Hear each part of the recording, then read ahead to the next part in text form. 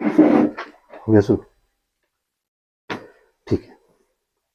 कल आपको क्या बताया था? कल बताया दिया था गोलीय दर्पणों के उपयोग आपको बता दिए थे, और साथ में क्या बताया था?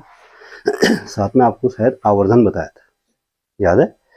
आज हम नेक्स्ट आर्टिकल पे चलते हैं, वो है प्रकाश का परावर्तन। नेक्स्ट आर्टिकल है अपवर्तन, सॉरी, प्रकाश का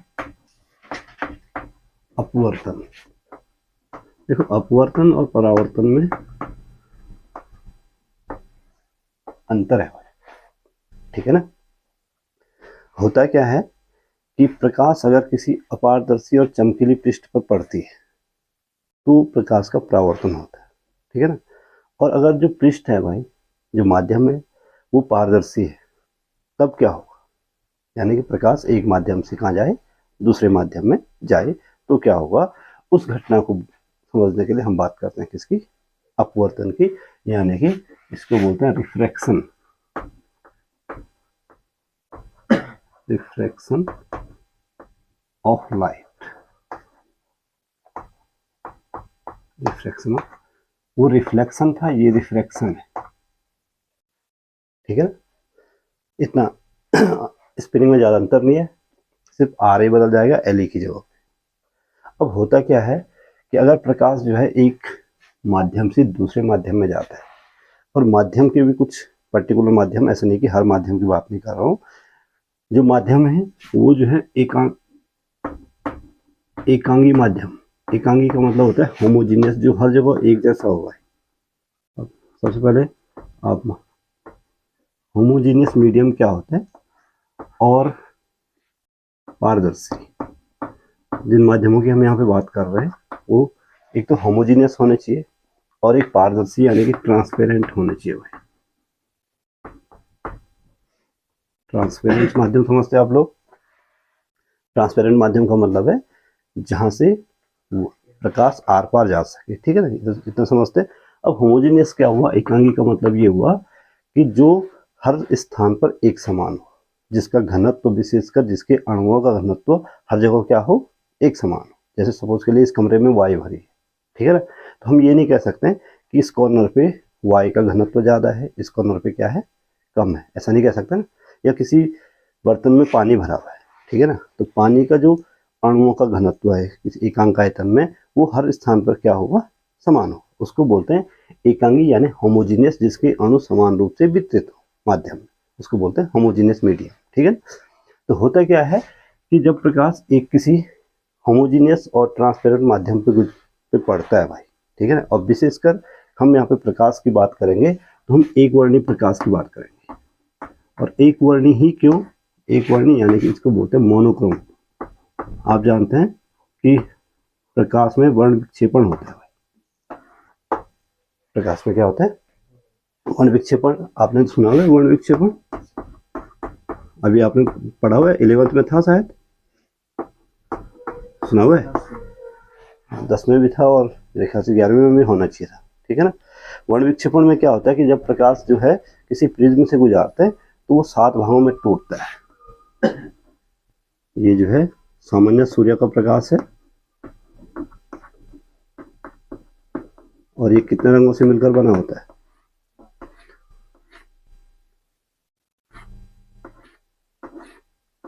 7 रंगों से। और उन 7 रंगों को हम नाम देते हैं VIBGYOR। ये सुना हुआ है? मैं, और यहाँ पे हमारा टॉपिक चूंकि ये नहीं है तो मैं इसको ज़्यादा डिटेल में डिस्कस नहीं कर रहा हूँ, ठीक है ना? तो इन 7 रंगों से प्रकाश मिला होता है। अब होता क्या है कि जब प्रकाश एक माध्यम से दूसरे माध्यम में जाए तो उसके वर्ण विक्षेपण होने की पूरी पूरी संभावना होती है कि वो 7 रंगों में क्या हो जाए, टूट जाए। अब अगर वो 7 रंगों में टूट जाए तो आपको ये नहीं दिखेगा कि कौन सा रंग, क्लियर पैटर्न नहीं बनेगा। पैटर्न तो बनेगा ही, लेकिन वो उतना विजिबल नहीं होगा, उतना क्लियरली विजिबल नहीं होगा। उसके लिए हम क्या करते हैं, जब हम प्रकाश का अपवर्तन पढ़ते हैं तो हम एक वर्णी प्रकाश की बात करते हैं। एक वर्णी प्रकाश का मतलब है इन 7 रंगों में से कोई भी एक कलर का प्रकाश डालना है। ऐसा नहीं कि आपने सीधे सीधे सोलर लाइट नहीं डालनी है, बल्कि क्या डालना है, कोई भी एक वर्णी, इन 7 रंगों में से कोई भी एक रंग। अब होता क्या कि जब प्रकाश का अपवर्तन होता है तो 3 चीजें, प्रकाश का अपवर्तन जब होता है तो प्रकाश का वेग बदल जाता है। वेग क्या हो जाता है, एक माध्यम से दूसरे माध्यम में जाने पर प्रकाश का क्या बदल जाता है। दूसरी चीज जो है, प्रकाश की तरंग दैर्घ्य बदल जाती है। तरंग दैर्घ्य भी क्या हो जाती है,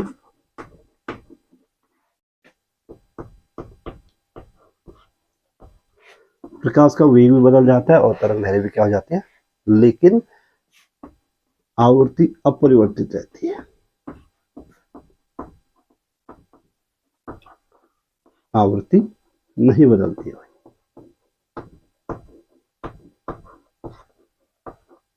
ये नोट करने वाली बात है कि प्रकाश का वह कौन सा गुण है जो कि एक से दूसरे माध्यम में जाने पर अपरिवर्तित रहता है, और विशेषकर एक नंबर में पूछा जाता है कई बार। ठीक है, तो प्रकाश का कौन सा गुण है, आवृत्ति। आवृत्ति एक से दूसरे माध्यम में जाने पर नहीं बदलती। अब हम अपने मूल टॉपिक पे आते हैं। ये कुछ चीजें जो आपको समझनी थी अपवर्तन से पहले, वो मैं आपको बता चुका हूँ कि हम समान माध्यम किसको बोलेंगे, पारदर्शी माध्यम किसको बोलेंगे, हम जो है एक वर्णी प्रकाश किसको बोलेंगे, और साथ में ये चीज है कि जब प्रकाश एक से दूसरे माध्यम में जाएगा तो उसके किन किन गुणों में परिवर्तन आएगा और कौन सा गुण क्या रहेगा, अपरिवर्तित रहेगा। क्लियर हो गई बात है। अब हम चलते हैं अपने टॉपिक पे, प्रकाश का अपरावर्तन। तो होता क्या है कि जब प्रकाश किरण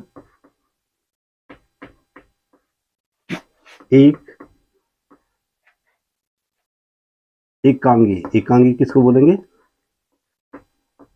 तथा पारदर्शी माध्यम से गुजरती है।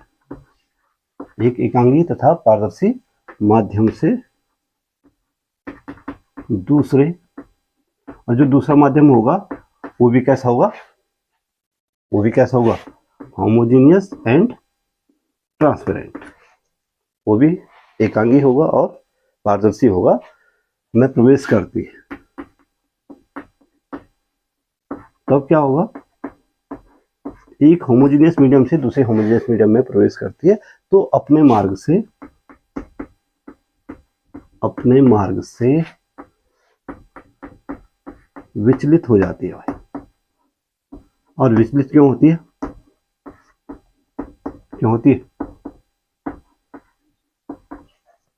अपने मार्ग से क्या हो जाती है, अपने मार्ग से क्या हो जाएगी। और इस घटना को प्रकाश का क्या बोलते हैं, अपवर्तन बोलते हैं भाई। लास्ट में आप लिखोगे इस घटना को प्रकाश का क्या कहा जाता है, अपवर्तन कहा जाता है। और क्यों विचलित होती है, क्योंकि अलग अलग माध्यमों में प्रकाश का वेग अलग अलग होता है भाई, ध्यान रहे। ठीक है ना, अलग अलग माध्यमों में प्रकाश की तरंग दैर्घ्य अलग अलग होती है, इसलिए विचलित होती है।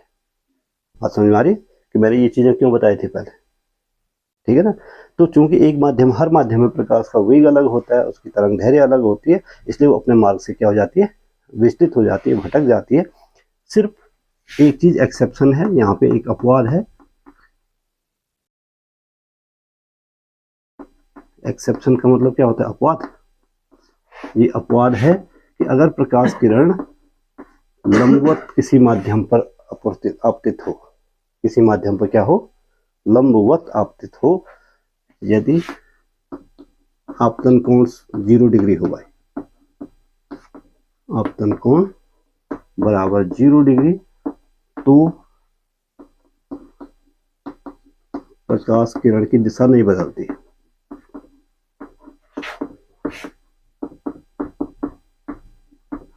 लेकिन वेग फिर भी बदल जाता है।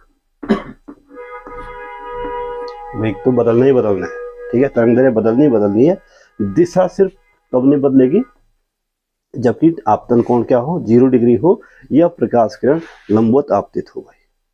ठीक है ना। अब यहाँ पे हम दो प्रकार के माध्यमों की बात करते हैं। कोई भी दो माध्यम है, एक माध्यम से दूसरे माध्यम में प्रकाश किरण जा रही है ना, तो हमारे पास दो माध्यम है। कंपेरिजन करने के लिए हमारे पास कितने माध्यम है, उनमें से एक माध्यम के जो कण है वो पास पास होंगे, दूसरे माध्यम के कण उस पहले माध्यम के सापेक्ष क्या होंगे, दूर दूर होंगे, या फिर पास पास होंगे। ऐसा हो सकता है, ऐसा होना लाजमी है। तो यहाँ पे जो दो माध्यम है, एक तो सघन माध्यम किसको बोलेंगे, सघन माध्यम यानी कि डेंस मीडियम, डेंस मीडियम का मतलब है कि ऐसा माध्यम जिसके अणु पास पास हों, जैसे कांच, जैसे क्या है, ठीक है। और रेयर यानी कि विरल माध्यम किसको बोलेंगे? विरल माध्यम, दो प्रकार के माध्यमों की बात करेंगे, एक तो रेयर और एक डेंस। तो रेयर मीडियम किसको बोलेंगे? जिसके अणु क्या हो, दूर दूर हो। और ये कंपेरेटिव मामला है, ऐसे नहीं कि एक माध्यम रेयर है, हो सकता है कि पहला माध्यम जो है, देखो सपोज के लिए पहला माध्यम वायु है, हवा है, और दूसरा माध्यम क्या है? कांच है। तो आप सिंपली देख सकते हैं कि कांच के अणु जो है पास पास होंगे बजाय वायु के, तो कौन सा डेंस होगा? डेंस मीडियम होगा कांच। और अगर हम ठीक इसके थोड़ा और आगे बढ़े, अब हम कांच और वायु और पानी लें, एक माध्यम वायु है, दूसरा माध्यम क्या है? जल है। तो कौन सा डेंस है? पानी डेंस है। यहाँ पानी डेंस है। अगर हम पहला माध्यम पानी लें, दूसरा कांच लें, तो अब कौन डेंस है? कांच डेंस। तो जहाँ एक बार कांच डेंस हो रहा है, एक बार पानी डेंस हो रहा है, एक बार क्या हो रहा है, तो ये कंपैरिजन का मामला है। कोई भी माध्यम जो है अपने आप में हम ये डिफाइन नहीं कर सकते कि ये डेंस है और ये क्या है? रेयर है। ये मैटर ऑफ कंपैरिजन है।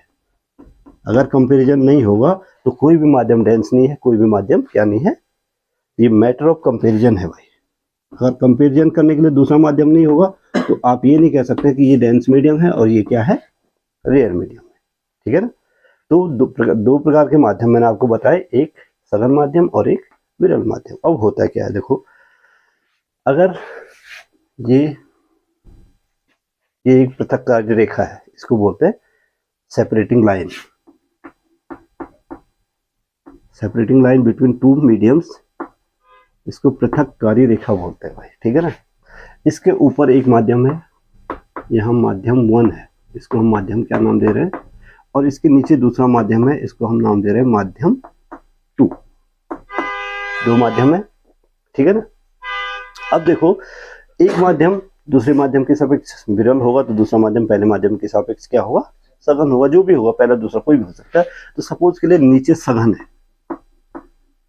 नीचे क्या है? डेंस मीडियम है, और ऊपर विरल माध्यम है भाई, यानी यहाँ रेयर है। ठीक है ना?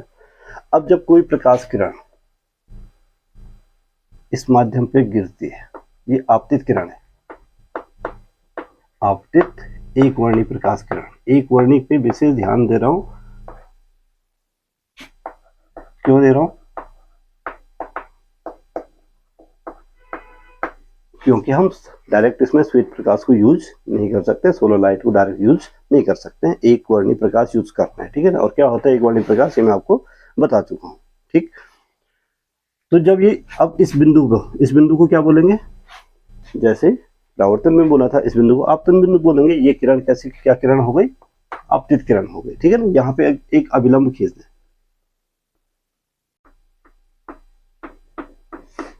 ये क्या है?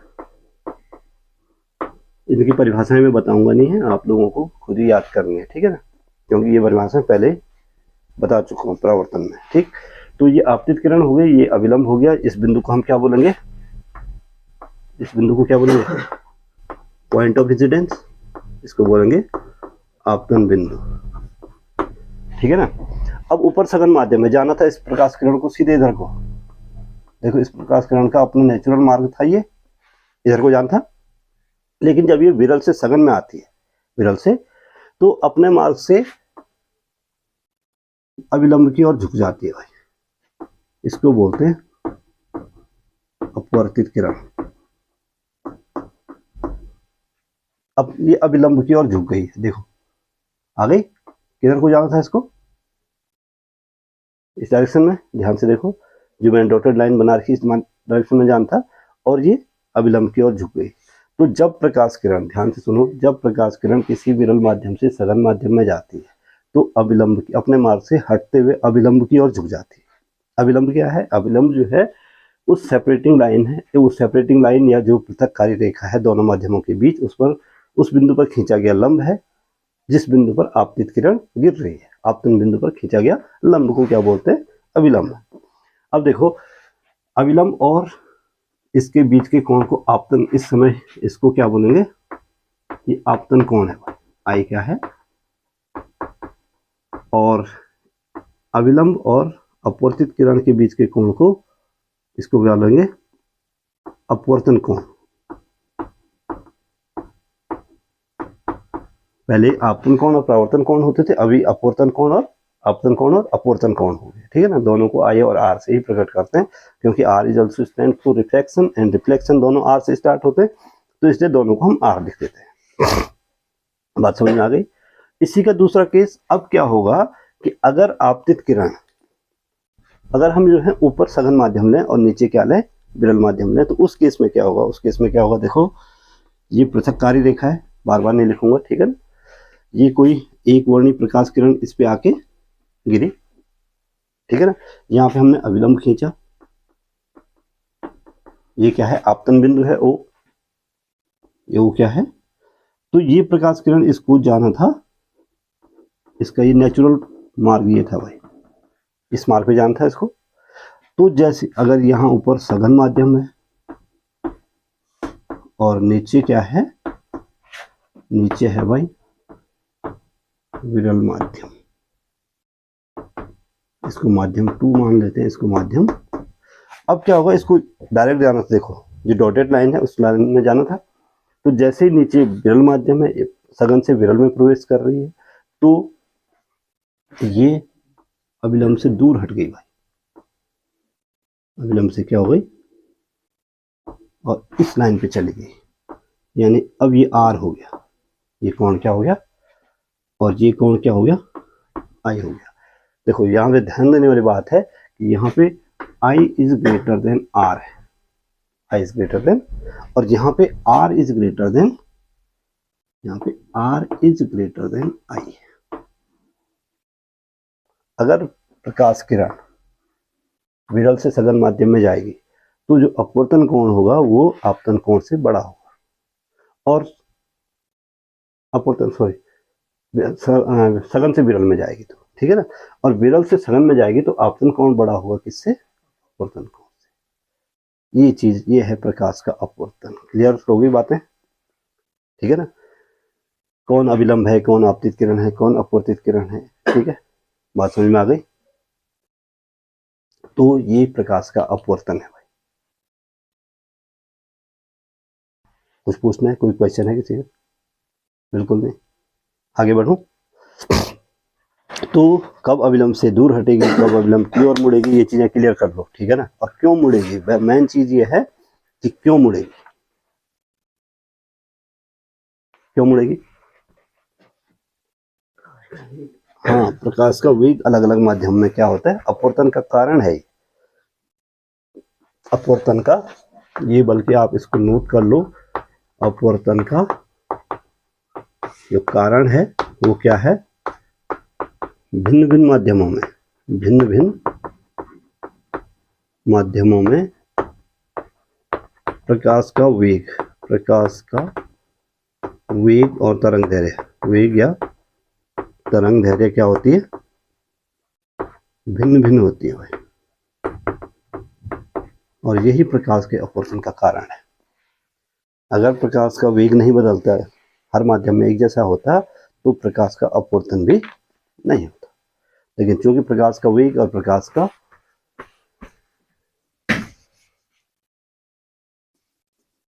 तरंग दैर्घ्य एक से दूसरे माध्यम में जाने पर बदल जाती है, तो इसलिए उसकी डायरेक्शन बदल जाती है, और साथ में क्या बदल जाती है,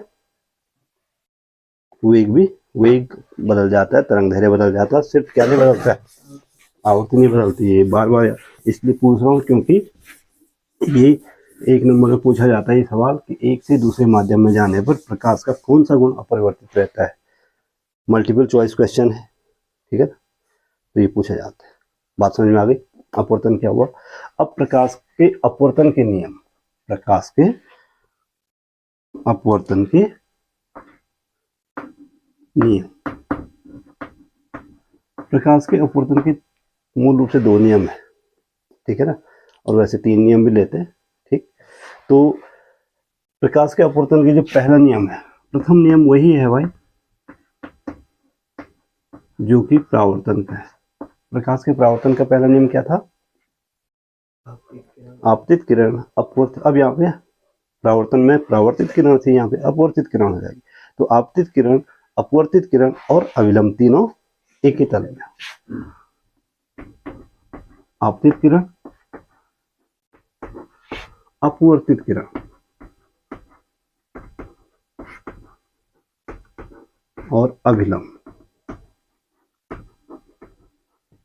ये तीनों के तीनों एक ही तल में होते हैं।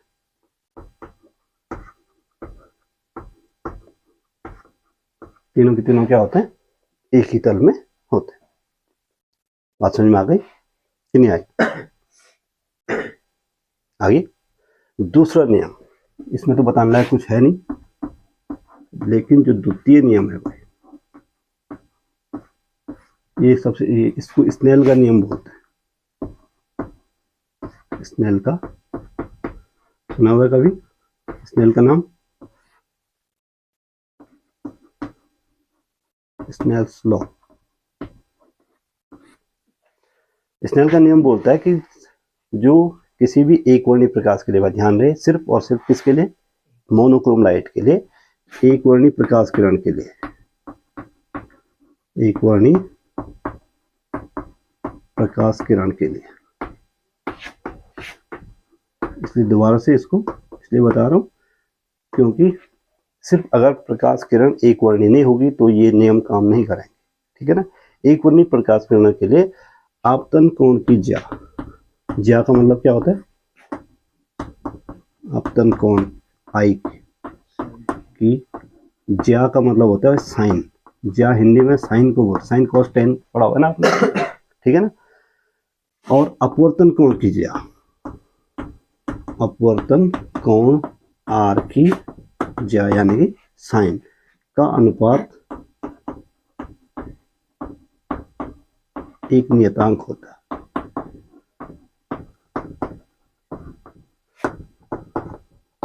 आपतन कोण की ज्या, और साइन को ज्या बोलते हैं हिंदी में, कॉस को क्या बोलते हैं? टेन को क्या बोलते हैं? साइन कॉस टेन, तीन तो मैन है क्या?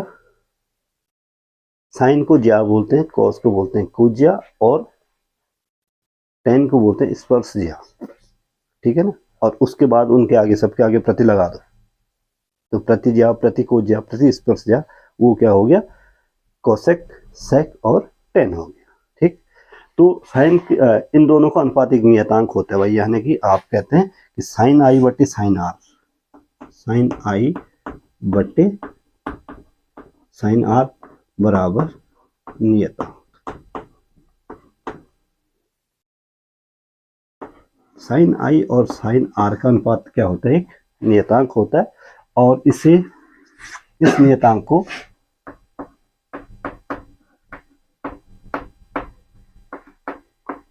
वन एंड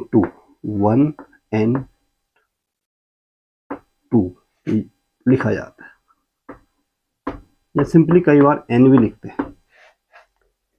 क्या लिखते हैं? 1 and 2। तो साइन आई बटे साइन आर, साइन आई बटे साइन आर बराबर होता है 1 and 2। इसको नियम में ऐसे लिखते हैं, साइन आई बटे साइन आर बराबर क्या होता है? जहां 1 and 2 को पहले माध्यम के सापेक्ष, पहले माध्यम के सापेक्ष दूसरे माध्यम का अपवर्तनांक, दूसरे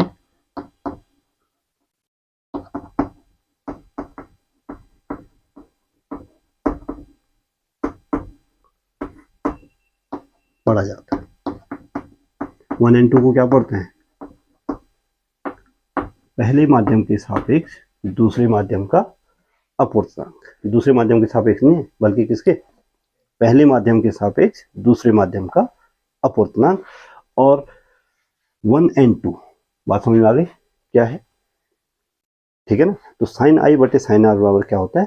1 and 2, या सिंपली एन भी लिख देते हैं। कई बार 1 and 2 न लिख के 1 and 2 को सिंपली क्या लिख देते हैं, कई किताब वाले उसको सिंपली एन लिख देते हैं, लेकिन उसका जो प्रतीक है, प्रतीक चिन्ह है, वो 1 and 2 होगा। ठीक है, 2 नियम हो गए।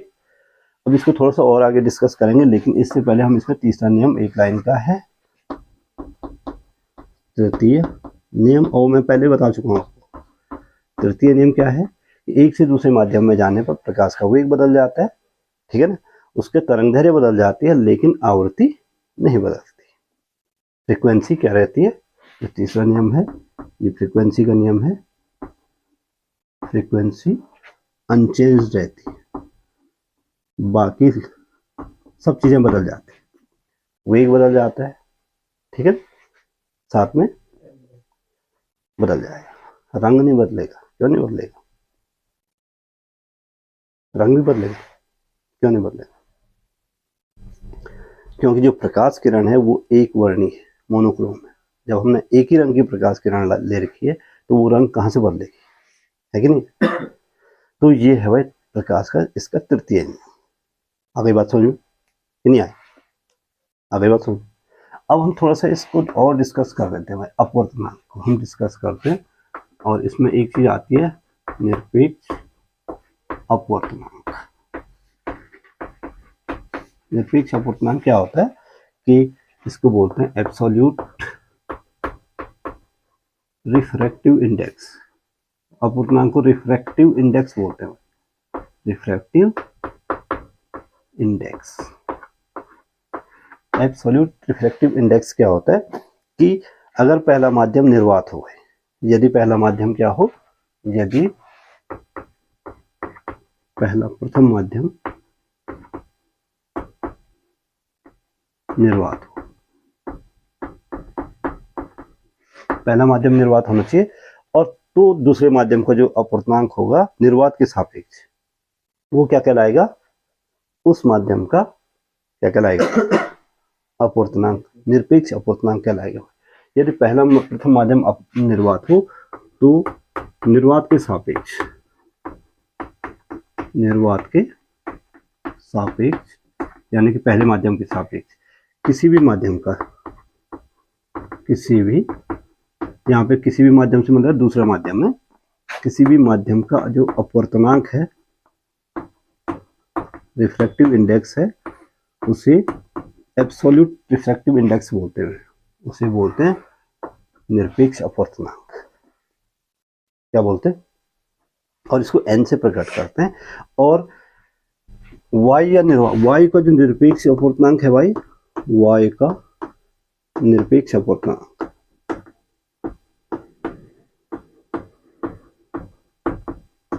y का निरपेक्ष अपवर्तनांक है 1.00004।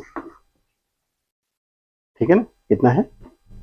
अगर पहला माध्यम निर्वात हो और दूसरा माध्यम क्या हो, y हो, तो y का जो निरपेक्ष अपवर्तनांक है वो है 1.00004, और इसको प्रैक्टिकली हम 1 लेते हैं। प्रैक्टिकली हम इसको क्या बोलते हैं? Practically it is taken as 1, यानी कि अब हम पहला माध्यम जो है y ले सकते हैं और निर्वात भी ले सकते हैं, इसीलिए y की जगह पे हम, निर्वात की जगह पे हम पहले माध्यम को क्या ले सकते हैं? y भी ले सकते हैं भाई, ठीक है ना?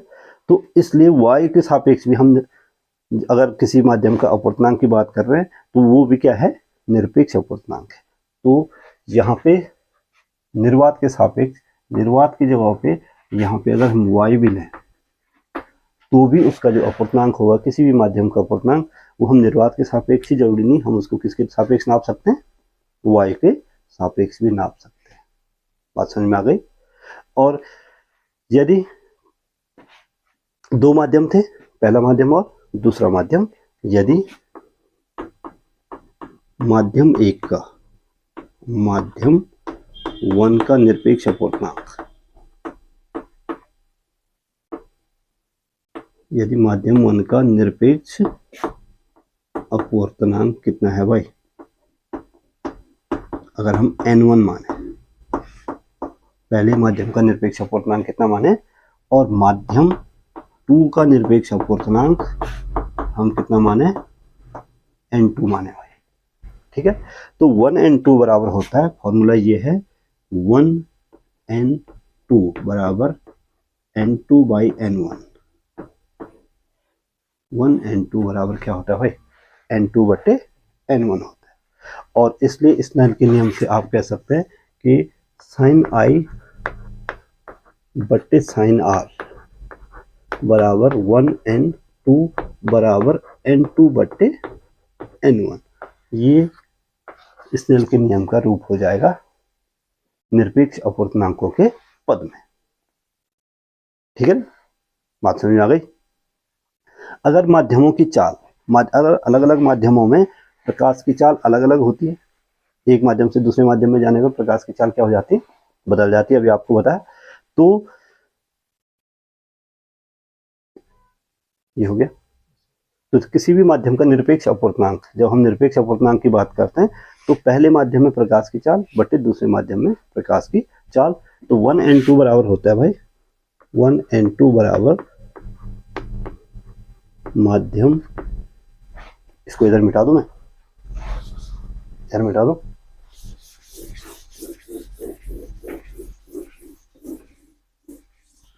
इसको थोड़ा सा और डिटेल में जाते हैं कि पहला माध्यम क्या हो, निर्वात हो, और दूसरा माध्यम क्या हो, कोई भी माध्यम हो। यदि निर्वात या वायु या निर्वात क्यों ले रहे हैं, मैं आपको बता चुका हूँ वायु या निर्वात क्यों ले रहे हैं। ठीक है ना। यदि निर्वात या वायु में प्रकाश की चाल कितनी लेते हैं हम, सी, प्रकाश की चाल क्या हो, सी हो, और माध्यम में, दिए गए माध्यम में, जो माध्यम में आपको दिया हुआ किसी माध्यम में प्रकाश की चाल वो भी हो, स्मॉल क्या हो, तो उस माध्यम का निरपेक्ष अपूर्णांक, तो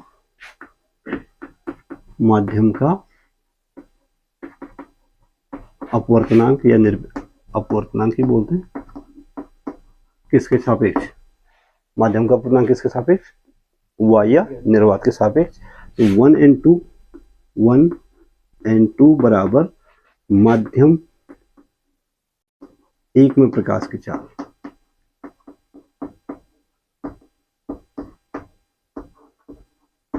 बट्टे माध्यम दो में प्रकाश की, इसके अनुपात को, यानी कि माध्यम एक क्या है भाई, समय, माध्यम एक है इस समय सी, और माध्यम दो क्या है, माध्यम एक क्या है, वायु या निर्वात है, उसमें प्रकाश की चाल हमने सी मानी है। दूसरा माध्यम जिसकी बात हो रही है उसमें प्रकाश की चाल हमने कितनी मानी है, वी मानी है। तो 1n2 बराबर क्या हो जाएगा, सी बट्टे वी, 1n2 बराबर। ठीक है ना। यदि माध्यम एक, यदि इसको ऐसे भी समझ सकते हो, यदि माध्यम 1 वायु निर्वात हो और माध्यम दो जो है, सपोज के लिए ग्लास है भाई, कांच है, कांच यानी कि ग्लास। ठीक है ना। तो इसको वन की जगह पे आ जाएगा एयर, एक इसको हम क्या लिख सकते हैं, एयर, ए से प्रकट कर सकते हैं। ठीक है ना। तो इसको लिखेंगे ANG, पढ़ेंगे कैसे, देखो वायु के सापेक्ष कांच का अपवर्तनांक बराबर होता है सी बट्टे वी। सी बट्टे वी का मतलब है कि सी किसका मान है, एयर, वायु में प्रकाश की चाल, वायु में प्रकाश की चाल बट्टे किसमें भाई, कांच में प्रकाश की चाल,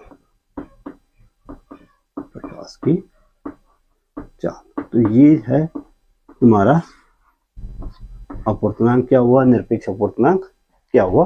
बात समझ में आ गई कि नहीं आई, क्लियर हो गई बात। तो पहले माध्यम के सापेक्ष दूसरे का जो अपवर्तनांक होगा उसको हम 1n2 लिखेंगे। ठीक है ना। ठीक है भाई। अब आप जानते हैं, देखो फिर से, यदि आप जानते हैं कि एक से दूसरे माध्यम में जाने पर प्रकाश की फ्रीक्वेंसी अनचेंज रहती है, मान लेते, माना प्रकाश की जो फ्रीक्वेंसी है भाई, फ्रीक्वेंसी को क्या बोलते हैं, आवृत्ति, प्रकाश की आवृत्ति f है, प्रकाश की आवृत्ति कितनी है। और एक माध्यम में प्रकाश की चाल v1 है, दूसरे माध्यम में प्रकाश की चाल कितनी है, v2 है। यदि माध्यमों, फॉर्मूले कैसे बनेंगे देखो, माध्यमों 1 तथा 2 में प्रकाश की चाल है, प्रकाश की चाल क्रमशः v1 और v2, क्रमशः v1 तथा v2, और तरंग दैर्घ्य, हाँ, तरंग दैर्घ्य के पदों में लिख देते हैं, तरंग दैर्घ्य λ1 तथा क्या होगा, λ2। तो आप जानते हैं किसी भी तरंग की तरंग दैर्घ्य, आवृत्ति और चाल में क्या संबंध है। तरंग चाल देखो, किसी भी, ये नोट करो, तरंग की चाल बराबर होता है भाई आवृत्ति गुणा गया तरंग दैर्घ्य।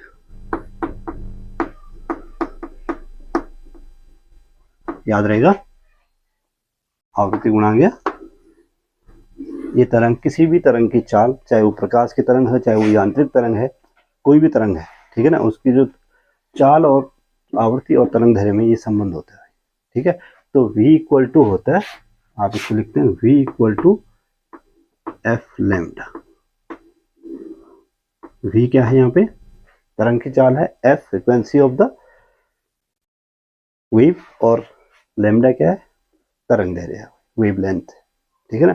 तो ये संबंध होता है। तो आप कहते हैं कि v1 बराबर क्या हो जाएगा, v1 बराबर एफ लैम्डा 1, और v2 बराबर क्या हो जाएगा, फ्रीक्वेंसी तो चेंज नहीं हो रही है, एफ लैम्डा 2 हो जाएगा, हो जाएगा, नहीं होगा, इसलिए 1n2 बराबर हो जाएगा, 1n2 बराबर क्या था, v1 बटे पहले माध्यम में चाल बटे दूसरे माध्यम में चाल, तो v1 बटे v2, v1 बटे, तो क्या हो जाएगा, v1 का मान, हाँ, तो ये हो जाएगा एफ लैम्डा 1 बटे एफ लैम्डा 2, लैम्डा 1 से लैम्डा 2 कट गया, 1n2 बराबर लैम्डा 1 बटे लैम्डा 2, इसको लिख सकते हैं v1 बटे v2, पहले माध्यम में प्रकाश की चाल बटे दूसरे माध्यम में प्रकाश की चाल। आई बात समझ, कितनी आई, आ गई। अब आपको ये ध्यान रखना है कि विरल माध्यम में प्रकाश की चाल हमेशा क्या होगी भाई, ज्यादा होगी, और सघन माध्यम में प्रकाश की चाल हमेशा क्या होगी, कम होगी, ठीक है ना। अब क्यों कम होगी उसको भी हम अपूर्णांक के आधार पर समझा सकते हैं, ठीक है ना। जो विरल माध्यम से सघन माध्यम में जब प्रकाश किरण आएगी तो उसमें जो आपतन कोण और परावर्तन कोण, कौन बड़ा होगा कौन छोटा होगा, ये सघन से विरल में जाएगा, उसको भी हम अपूर्णांक के आधार पर समझा सकते हैं। यहां तक हो गया, आगे बढ़ो, मिटा दो इसको।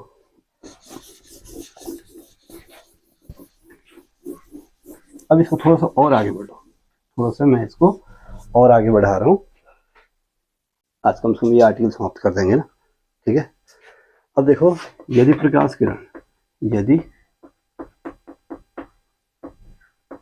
किरण विरल से सघन माध्यम में जाए, विरल से सघन माध्यम में जाए,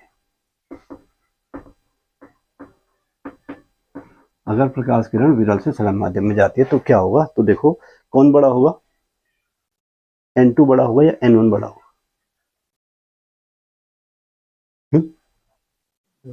n1 बड़ा होगा। किसका अपूर्णांक ज्यादा होगा, विरल का, या विरल का होगा या फिर सघन का अपूर्णांक ज्यादा होगा, तो n2 बड़ा होगा किससे, n1 से। ध्यान से देखो, विरल से कहाँ जा रही है, विरल से सघन माध्यम में, अपूर्णांक किसका ज्यादा होगा, सघन माध्यम। जैसे जैसे माध्यम सघन होता जाएगा उसका अपूर्णांक भी क्या होता जाएगा, और जैसे विरल होगा, सबसे विरल वायु मानी जाती है, निर्वात माना जाता है, उसका अपूर्णांक 1 है, ठीक है ना, निरपेक्ष अपूर्णांक की बात हो रही है। तो n2 is greater then n1, तो n2 बट्टे n1 आप कह सकते हैं n2 बट्टे n1 will be greater than, इसको इधर ले आए तो यहाँ क्या बचेगा, 1 होगा, होगा नहीं होगा। अब आप जानते हैं क्योंकि स्नेल के नियम से, स्नेल का नियम क्या बोलता है? स्नेल का नियम बोलता है कि साइन आई बट्टे साइन आर बराबर n2 बटे n1, यानी 1n2, और इज ग्रेटर देन, ये 1 से बड़ा है, ये क्या है 1 से, और इसलिए आप कह सकते हैं, इसलिए साइन आई किससे बड़ा होगा भाई? साइन आर से, ये इधर जाएगा। या आप कह सकते हैं कि आई किससे बड़ा होगा? आर से बड़ा होगा। आई किससे बड़ा होगा? इसीलिए जो प्रकाश किरण थी वो अभिलंब की ओर झुक जा रही थी भाई, झुक रही थी ना, क्योंकि अपवर्तन कोण जो है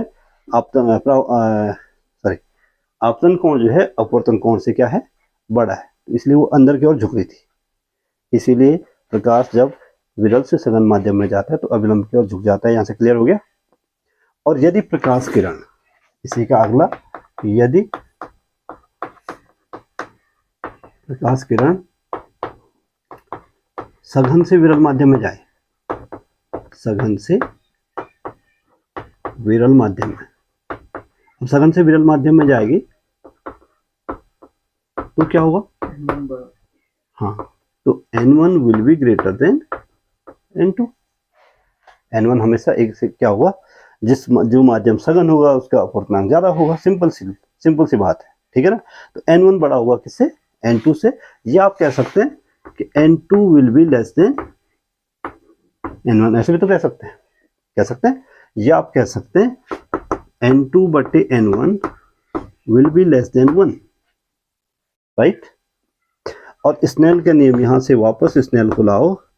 स्नेल के नियम से आप कहेंगे कि साइन आई बटे sine r will be equal to 1 and 2 and will be equal less than 1।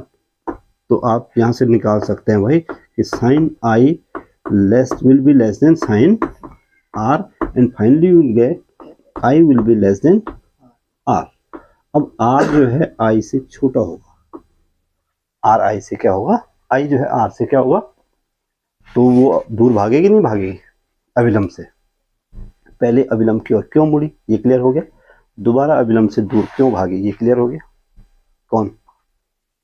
प्रकाश किरण, ठीक है। तो प्रकाश किरण अभिलंब से दूर क्यों हटती है जब सघन से विरल माध्यम में जाती है, और प्रकाश किरण विरल से सघन माध्यम में जाती है तो अभिलंब की ओर क्यों मुड़ती है। ये बातें क्लियर हो गई, नहीं हो गई? तो ये है भाई कहानी। आज की कथा यहीं समाप्त। ठीक।